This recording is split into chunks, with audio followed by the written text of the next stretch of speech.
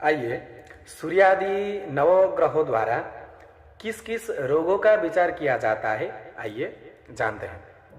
हर हर महादेव। सबसे पहले सूर्य ग्रह द्वारा हृदय का भाग का विचार किया जाता है, मस्तक एवं मुख क्षेत्र के रोग का विचार किया जाता है, रक्तस्राव, नेत्रपीड़ा, दृष्टि दोष, हृदय रोग, बुखार, मूर्छा अर्थात बेहोशी, पीठ व पैरों का दर्द, पित्त रोगी। यदि सूर्य अकारक होकर षष्ठेश हो या छठे भाव में हो तो उसकी दशा अंतरदशादि में उपरोक्त रोगों के साथ ही उदर रोग, चर्म रोग, घाव, जलना एवं हिस्टीरिया आदि रोगों से गुजरना पड़ता है। दूसरी नंबर चंद्रमा। यह एक सौम्य ग्रह है और सौम्य होते हुए भी पेट में विकार, छाती के रोग, जलोदर, सर्दी का प्रकोप, प्रदर, स्त्रियों को मासिक धर्म संबंधी रोग, मिर्गी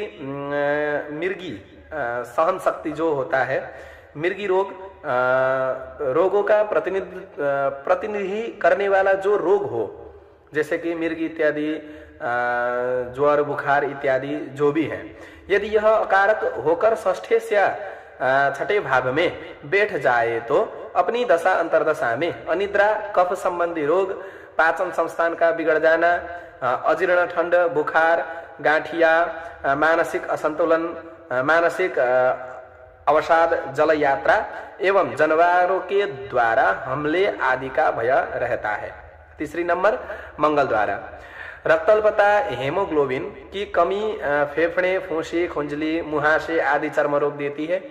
नासिका के रोग का कारक होता है गुहा रोग, शल्य चिकित्सा, रक्त दोष, पित्त वृद्धि, अंड वृद्धि अर्थात हाइड्रोसिल, घाव, अग्निपीड़ा आदि अकारक षष्ठे से छठे भाव में स्थित होने पर यह मंगल ग्रह गले की बीमारियां, गांठिया, बुखार, विषघात, दौरा मतलब दिल का दौरा जो होता है, बेरी रोग, सिर के दुखन एवं दर्द तथा रक्त संबंधी रोगों का विशेष वाहक होता है अथवा बन जाता है।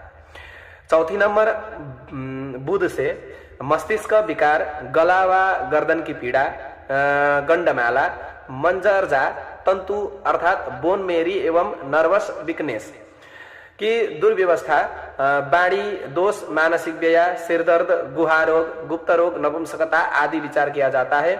यदि यह बुध षष्ठेश हो या षष्ठ भाव में बैठा हो तो अपनी दशा अंतरदशा में नाक कान संबंधी रोग, बात रोग अर्थात जो अस्थमा होता है वो रोग, पित्त रोग, चर्म रोग, कुष्ठजन्य रोग, विष का प्रभाव और मानसिक असंतुलन एवं ऊंचाई से गिरकर चोट आदि का भय रहता है बुध द्वारा। पांचवा नंबर बृहस्पति द्वारा। बृहस्पति यकृत संबंधी जो बीमारियां होती है, यकृत का बढ़ना आदि, रक्त संचय एवं संचार, दंत रोग, घाव, कफ का प्रतिनिधित्व करता है और षष्ठे या छठे भाव में बैठने पर यह अपनी दशा अंतरदशा में, किसकी दशा अंतरदशा में बोले तो जैसे बृहस्पति की अंतरदशा में पेट में गैस, बुखार, कर्ण रोग एवं वायुयान दुर्घटना आदि का कारण बन जाता है और शुगर का भी बीमार गुरु द्वारा दिया जाता है। सातवीं नंबर शुक्र।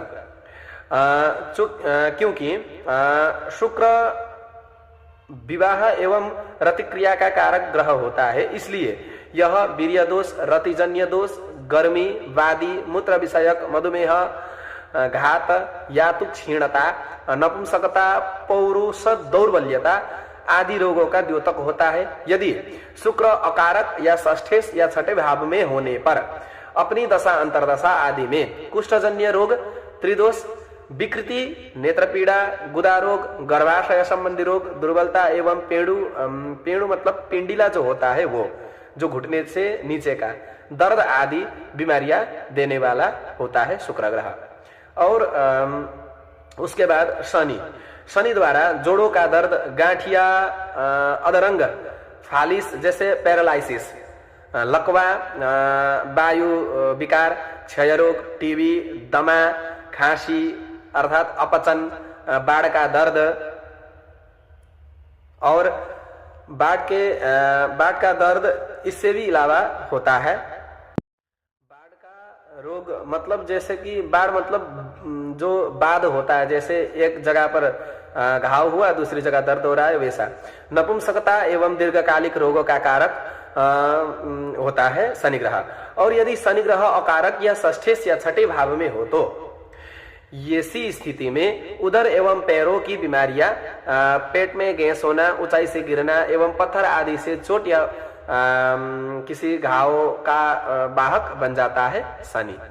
उसके बाद राहु द्वारा दैविक प्रकोप में चोट इत्यादि लगना, मिर्गी आदि का बीमारी, प्रेत आदि पीड़ा, एलर्जी, दुष्ट विचार, नशा, व्यसन एवं आत्महत्या की प्रवृत्ति कारक है। और अकारक षष्ठेश या छठे भाव में बैठने पर यह दिल का दौरा, दिल की दुर्बलता, विषयात, पाचन संस्थान संबंधी रोग एवं आत्महत्या का कारक बन जाता है राहु द्वारा। अब 9वीं नंबर में केतु द्वारा नीचों द्वारा पीड़ा, संतानहीनता, शत्रु का छल कपट, शारीरिक विकास में अवरोध, दुर्बलता, मानसिक विषमता आदि का द्योतक होता है केतु। और केतु यदि अकारक या षष्ठेश होकर छठे भाव में हो तो अपनी दशादि अथवा अंतरदशादि में घाव होना, घाव का सड़ना, जलना, राहु संबंधी बीमारियां ही केतु भी देता है।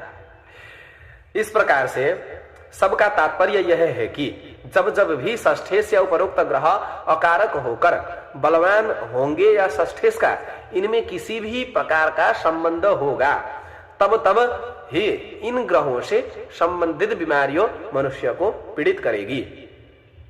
हर हर महादेव।